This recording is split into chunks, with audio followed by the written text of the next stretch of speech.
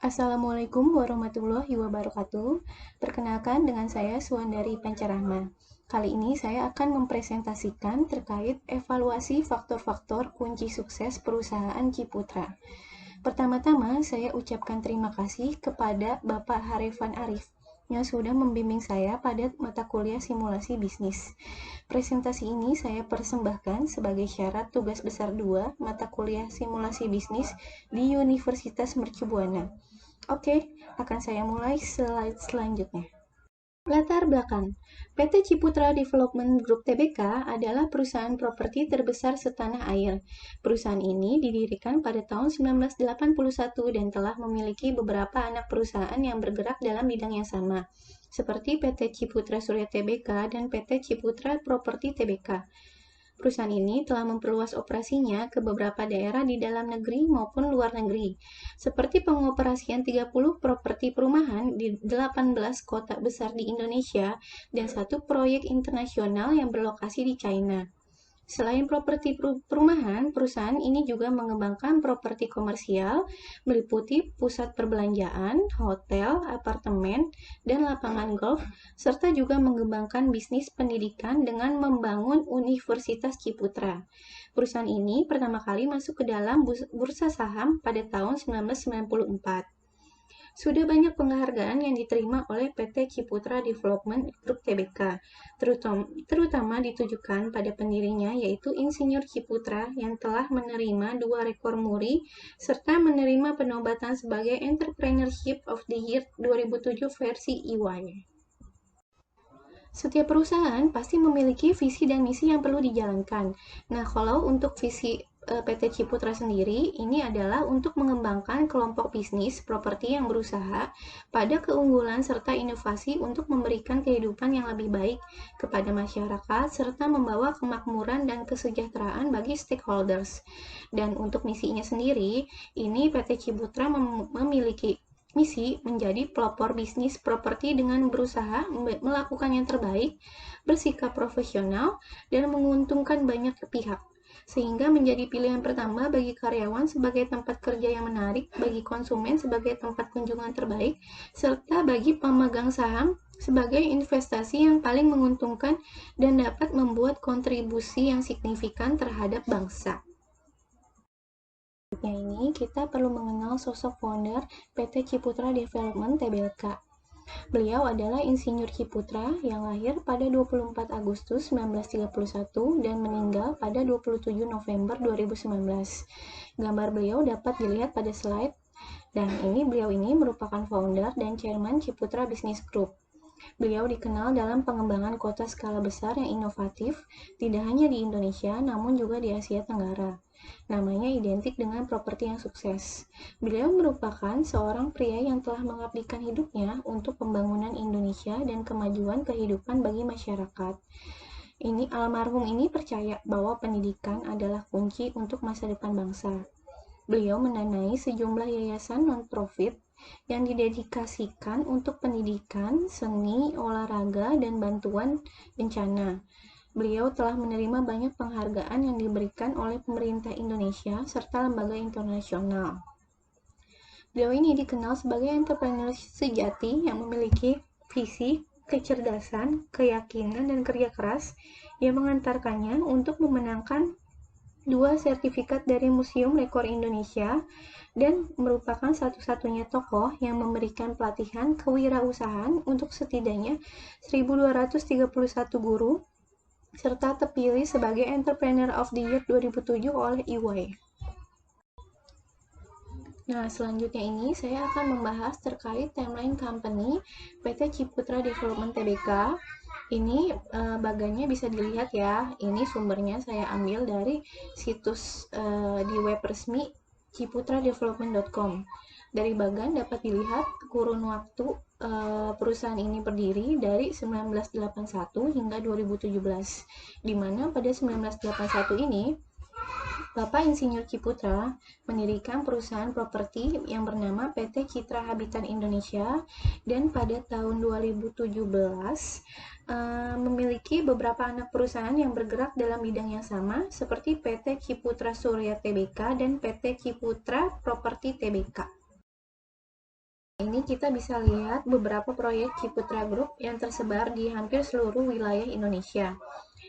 Berada di beberapa kota besar seperti di Bandung, Jakarta, Tangerang, Cibubur, Jonggol, Semarang, Yogyakarta, Surabaya, Sidoarjo, Lampung, Banjarmasin, Samarinda, Balikpapan, Palembang, Makassar, Semarang, Jambi, dan Pekanbaru. Setelah menganalisis perusahaan Ciputra ini, saya menemukan beberapa faktor-faktor kunci sukses yang dimiliki seorang pengusaha insinyur Ciputra yang sekarang sudah meninggal. Nah, beliau ini memiliki beberapa poin kunci sukses, diantaranya ini ada 5. Yang pertama, pentingnya integritas, lalu membangun organisasi visioner, kemudian gaya kepemimpinan dan teamwork, lalu kepengabdian bagi bangsa, serta pesan kepemimpinan. Nah, selanjutnya akan saya jabarkan satu-satu.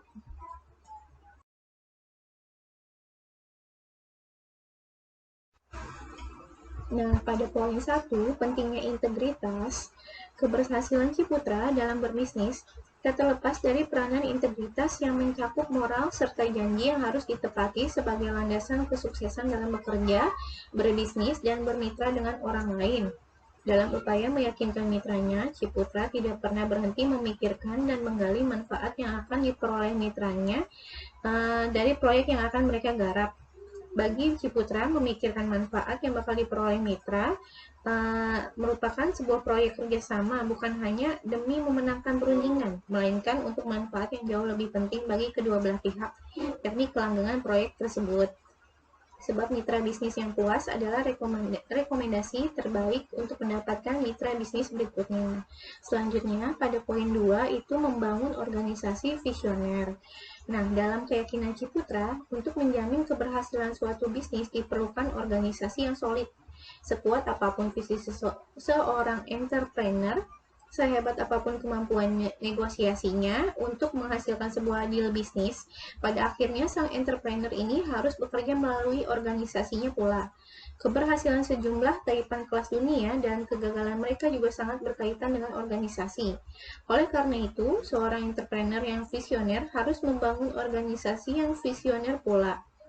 Filosofi yang memang telah dibuktikan melalui caranya membangun bisnis. Nah, yang ketiga ada gaya kepemimpinan dan teamwork. Nah, Ciputra ini telah membangun 3 grup perusahaan yang dikenal. Nah, selama menakodai perusahaan, Ciputra mengatakan bahwa dulu ia telah melalui 3 fase gaya kepemimpinan berdasarkan filosofi Ki Hajar Dewantara. Pada usia muda, ia memimpin dari depan, atau dalam filosofi Ki Hajar Dewantara ini disebut Ingarso Sungtulodo, yang berada di depan sebagai pelopor untuk memberi arahan, contoh, dan teladan. Lalu kemudian pada fase berikutnya, ia memimpin dari tengah, yaitu disebut dengan Ingmadio Mangunkarso. Di sini ia bersama-sama dengan tim menggali ide dan mendiskusikan untuk selanjutnya diputuskan bersama. Nah, pada fase terakhir ini ia memimpin dengan mendorong dan memberi semangat dari belakang, atau dalam filosofi Ki Hajar Dewantara ini disebut Tuturi Handayani. Nah, akan tetapi dalam 10 tahun terakhir ini peran dan kepemimpinannya telah banyak mengalami pergeseran. Nah, Ciputra ini kini lebih berperan sebagai mentor bagi para anggota komisaris dalam organisasinya. Kemudian pada poin 4, pada pengabdian bagi bangsa. Nah, Ciputra memikirkan untuk melakukan pengabdian kepada masyarakat dalam bidang pendidikan. Kemudian didirikanlah sekolah dan Universitas Ciputra. Sekolah ini menitik beratkan pada pendidikan entrepreneurship, karena Ciputra ingin menyiapkan bangsa Indonesia menjadi bangsa pengusaha.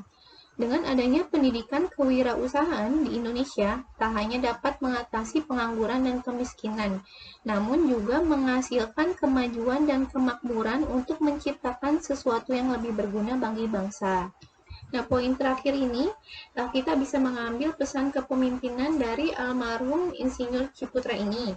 Nah, menyusuri kisah perjalanan hidup dan sepak terjang Ciputra dan dari bisnis properti, kita menemukan begitu banyak pelajaran yang dapat kita tarik. Mulai dari kisah masa kecilnya yang serba susah, memiliki usaha pada masa kuliah, hingga ia mulai mencetak keberhasilan demi keberhasilan. Semuanya begitu inspiratif dan memperkaya wawasan. Tanpa membatasi makna atau insight yang dapat saya temukan, ada beberapa poin kunci yang perlu kita renungkan.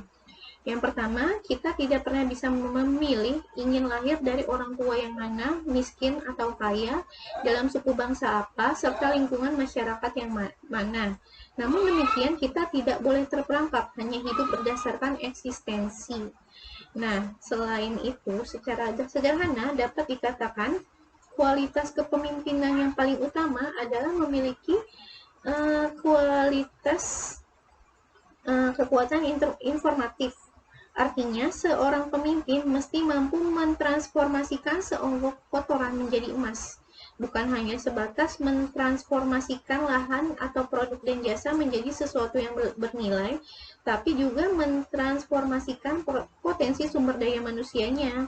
Melalui keteladanan, pemberdayaan, dan pembelajaran dari sang pemimpin akan lahir generasi-generasi pemimpin baru.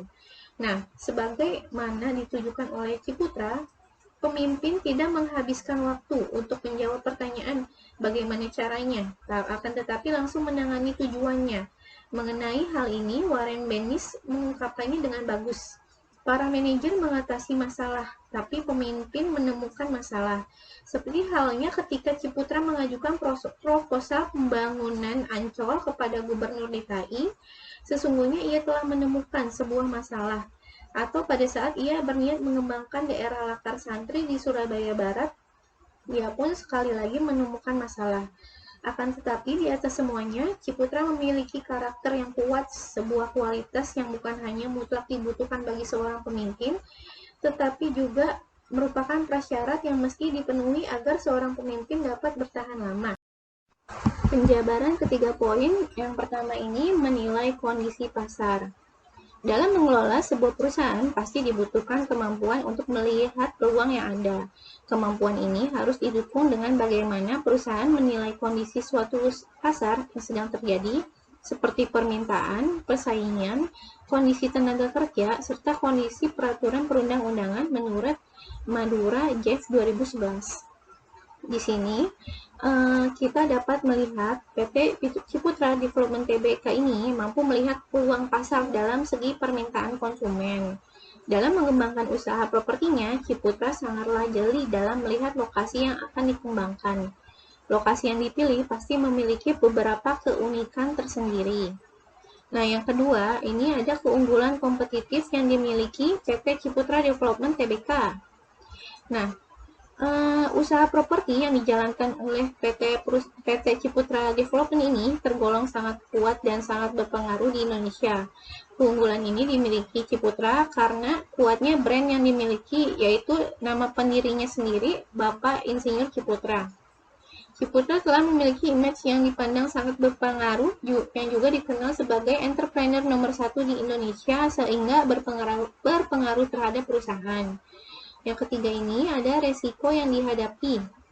Nah, PT Ciputra Development Group ini pernah mengalami beberapa kerugian karena faktor eksternal yang tidak diduga, yaitu beberapa kejadian peristiwa yang terjadi seperti krisis 1998, isu flu burung, maupun pandemi COVID. Namun terlepas dari resiko yang dihadapi, PT Ciputra mampu membuktikan bahwa perusahaan ini dapat mengatasi resiko yang telah dihadapi.